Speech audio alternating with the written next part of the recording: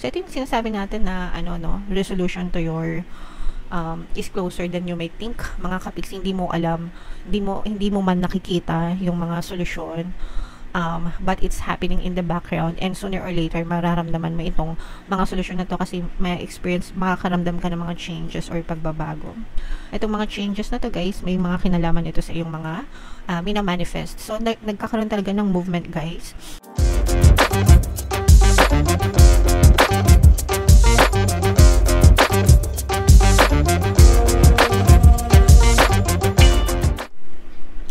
Hello guys, hello Capricorn, welcome back to Pinoy Pixie Tarot. Ang pamagat ng episode natin for tonight is Full Moon Kapalaran para ngayong December to January, para sa Capricorn, Sun, Moon, Rising, Sign, and Venus. Yung pamagat ng ating Full Moon ngayon, ang Full Moon natin guys ay sa December 15, tapos yung next na Full Moon natin ay sa January 13, mga kapiksi. So, ang reading na to ay para sa period na yan. And ang pamagat ng Full Moon natin guys ay Cold Moon. Diba? Dahil malamig ngayon. Pero yun talaga yung pamagat ng Full Moon mga kapiksi. Alright? So, tingnan natin, unahin natin ito guys. Ito yung moon message para sa inyo, no? Emotions are running high. Ibig sabihin nito guys, heightened yung emotions nyo, heightened din yung vibrations nyo mga kapiksi, malakas yung energy nyo. So this is the best time guys, no? Para sa inyo to manifest what you want. Focus, kailangan syempre kailangan palaging nakafocus mga kapiksi. The more na nagfo-focus kayo, tapos mataas pa yung vibration nyo, pwedeng mas mabilis kayong makakita ng epekto ng manifestation mga kapiksi, lalo na kung wala kayong masyadong balakid or wala kayong masyadong resistance or blocks guys. So samantalahin nyo yung pagkakataon na yan, yung happy vibration, high vibes guys, para i-manifest nyo yung mga gusto nyo sa buhay. Okay? Attune to the moon guys, success is close, I just must trust. Okay, again, success is close, I just must trust. So malapit na yung tagumpay nyo guys, grabe. Magtiwala lang kayo mga kapiksi, no? Magtiwala lang kayo sa mga manifestation nyo. Kumbaga, trust the process, wag magpadali kahit na actually guys, no, whether malapit na yan or malayo pa, it doesn't matter as long as you trust the process guys, and you just focus. Mapapasa inyo at mapapasa inyo din yung buhay na gusto nyo. Your dream life will be yours mga kapiksi, basta palagi lang kayo mag-focus ng attention nyo dun sa mga intentions nyo. So comment nyo na yan sa baba guys, success is close, akin ang tagumpay. Okay? Additional meanings for this card, a resolution to your question is closer than you may think. Yung mga solusyon guys, dun sa mga problema nyo, dun sa mga iniisip nyo mga kapiksi, no? It's closer than you think. Pwedeng wala pa kayong nakikitang evidence right in your face, pero everything is happening in the background. Dun yung palagi nyong tatandaan guys, kahit wala kayong nakikita, there is always movement in the background as long as palagi nyong fino-focus yung attention nyo dun sa desires nyo, hindi dun sa ayaw nyo, okay? Palagi ko nga sinasabi, diba? Kunwari, mag-order kayo sa Jollibee. Hello, Jollibee, baka naman. Kunwari, mag-order kayo sa Jollibee, diba? Mag-order kayo sa cashier. Yun, hanggang dun lang yung nakikita nyo. Pero yung pagka-order nyo na, yung preparation sa kitchen, sa likod, diba? Hindi nyo naman nakikita yun. Na piniprepare nila yung order nyo, but it doesn't mean na walang movement. So there's always movement in the background. Ganun din sa mga dreams nyo and sa pangarap nyo. So you just have to keep on working on your desires mga kapiksi, and dadating din yan. Okay? Something exciting lies ahead. Wow! So may exciting na paparating sa inyo mga kapiksi, lalo na ngayon, diba? Ito na, last full moon na ito guys ng 2024. So alam nyo yun, make sure na wag nyong palampasin, especially when it comes to your manifestation, and maging excited kayo sa paparating na 2025. This is your time para mag-reassess ng buhay nyo, anong nangyari, maganda ba, hindi ba maganda. Yung mga hindi maganda, what could have you done better, or what could have you done to make it better, 'di ba? Ano dapat yung ginawa nyo para mas naging mapabuti pa yung buhay nyo. Don't blame yourself. And may next year pa. Okay? So next year, make sure na focus on the good palagi, guys. Okay? And make sure you don't blow events out of proportion. Kailangan balance lang palagi yung energy natin, guys.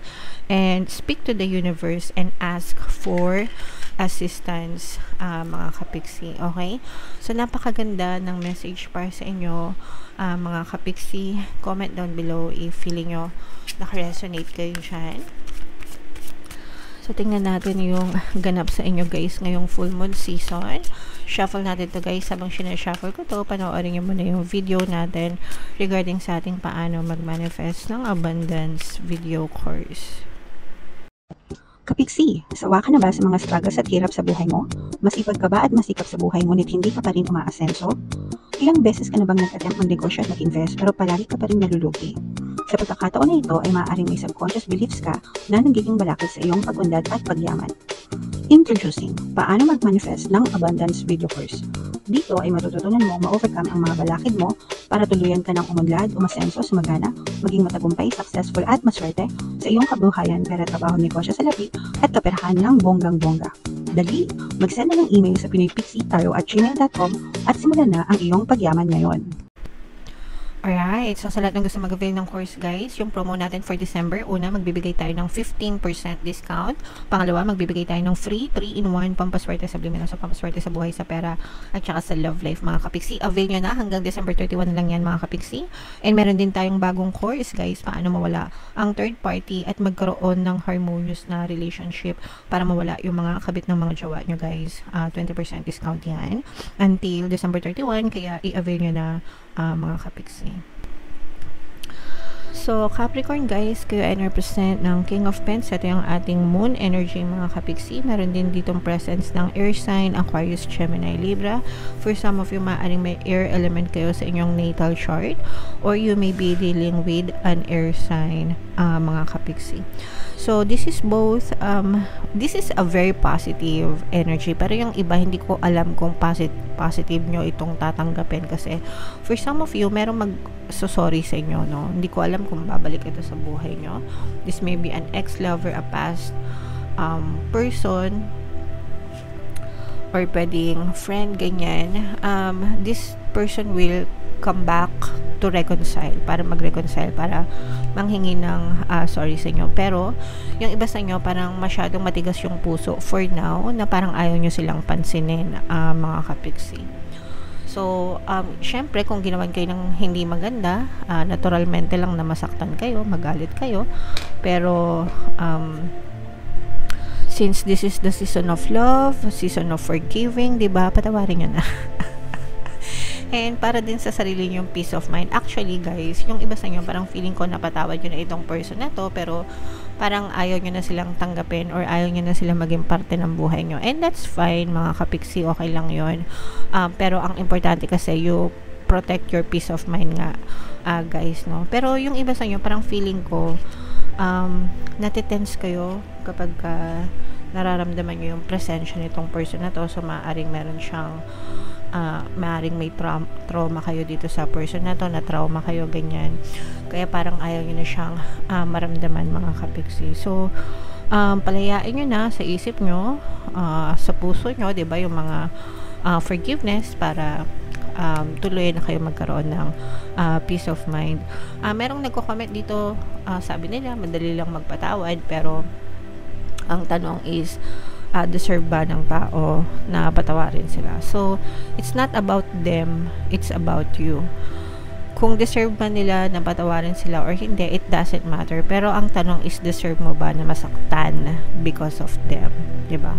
So, you forgive not because ina-absuelto mo sila, pero gusto mo ng peace of mind. Okay? And on the good side naman, angel number 666, guys, i-check nyo yung ibig sabihin yan. For some of you guys, no, may matatanggap kayong good news. Para may matatanggap kayong balita or good news, mga kapiksi, na magpapa-excite sa inyo. Ito, guys, I'm sensing na something na matagal mo nang niluluto, pwedeng negosyo, pwedeng investment, or pwedeng trabaho, tapos parang this time, makakatanggap ka ng magandang good news or magandang balita regarding dito sa something na niluluto mo, mga kapiksi. And kapag tanggap mo ng good news na yon, maaaring yun na yung maging stepping stone mo or simula ng panibagong journey mo, especially guys ngayon na papasok na yung 2025. So parang maganda yung magiging pagtatapos ng 2024 mo, and magiging maganda naman din yung pagsisimula ng 2025 mo. Parang clear, parang malinaw, no? Parang malinaw and smooth na daan, peaceful, ganyan. And parang everything is happening according dun sa gusto mo or according dun sa pinlano mo, mga kapiksi. May mga magta-travel for some of you, bakasyon, pwedeng bakasyon yan. Or pwedeng business travel din, mga kapiksi. Yung tipong ipapadala ka ng company nyo sa ibang lugar for business. Yung iba naman guys, parang feeling ko sa kung kayo ay may negosyo, no, expansion, parang nagta-travel kayo or parang busy kayo sa pagta-travel kung saan-saan kasi nag-e-expand yung negosyo nyo, no. So kunwari meron kayong branch dito sa Luzon, tapos meron kayong branch dun sa iba-ibang region, di ba? Or sa Visayas or sa Mindanao. Parang ganun, parang nagmumultiply ganyan. Kaya masyado kayong busy, mga kapiksi. Okay? And dito nakikita natin na parang meron pa kayong hinahanap na something bigger, no? Something bigger. And kung ano man yung hinahanap mo na something bigger, guys, sana mahanap mo siya ngayong season na to, mga kapiksi. So this is full of love, manifestation, guys, and changes. Yes. So ito yung sinasabi natin na resolution to your is closer than you may think, mga kapiksi. Hindi mo alam, hindi mo man nakikita yung mga solusyon, but it's happening in the background, and sooner or later mararamdaman mo itong mga solusyon na to kasi may experience, makakaramdam ka ng mga changes or pagbabago.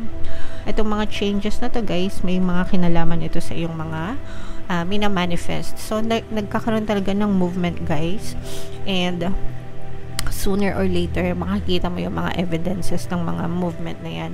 So pag sinabing evidences ng mga movement, yan yung mga manifestation mo na, no, na matagal mo nang wino-work on, and sooner or later makikita mo na siya sa physical reality mo. Magkakaroon ng movement, mga kapiksi. Okay? And ito yung sinasabi natin sa negosyo pa rin. This is more on business, mga kapiksi. Sa mga negosyante, talagang nararamdaman natin yung pag-angat nyo, yung paglipad, yung pagiging matibay, no? Especially if you have business partners or collaboration, mga kapiksi, masyadong malakas yung energy nyo na lalong nagtitibay or tumitibay yung mga negosyo nyo, mga kapiksi. Overall, this is a very positive energy para sa inyo, guys, regardless kung kahit anong klase pa yung kabuhayan nyo, whether nagtatrabaho kayo or nagnenegosyo or what. Sa love, wala tayong masyadong naramdaman, mga kapiksi, pero yun palang guys, reconciliation, yung magsusorry. Pero again, guys, nasa sa inyo na yun kung tatanggapin nyo or hindi. Okay? Alright, so i-mind nyo na yan, guys, sa comment section. Ito, mind manifestation, mind pagbabago, mind mga solusyon, good news, mga kapiksi, expansion ng negosyo, yan. So comment down below, guys, if naka-resonate kayo, mga kapiksi, and i-mind nyo na lahat yan sa comment section, guys. Okay? So ito yung ating mga 2025 kapalaran, guys. Panoorin nyo na. And ito naman yung ating success stories ng paano mag-manifest ng abundance video course. Click here to subscribe, guys. Ito yung ating mga pampaswerte sa Bilas. Excuse me. Thank you for liking, sharing, and subscribing.